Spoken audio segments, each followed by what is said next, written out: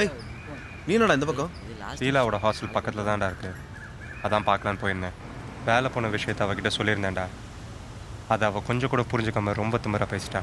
நானும் கோபத்தில் டக்குன்னு கை நீட்டிட்டேன்டா. அதான் என்ன நேரில் பார்க்கலான்னு வந்தேன்.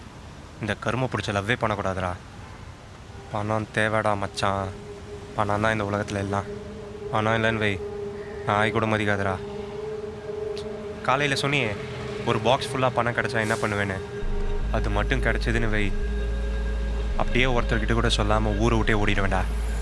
வெளிநாட்டுக்கு போயிட்டோம்னா ரொம்ப சேஃப்டா. 1 வருஷம் கழித்து திரும்பி வந்து அந்த பணத்தை வெளிநாட்டில் சம்பாரிச்சா சொன்னோன்னு வை, யாருமே எந்த கேள்வியும் கேட்க முடியாது. அதெல்லாம் எங்கடா நமக்கு நடக்க போகுது? வாயில் வடை சொல்கிறதோட சரி நிறுத்திட வேண்டியதான். சரிடா, நான் கிளம்புறேன். ஈவினிங் கால் பண்ணுறேன். எங்கேயாவது வெளில போ.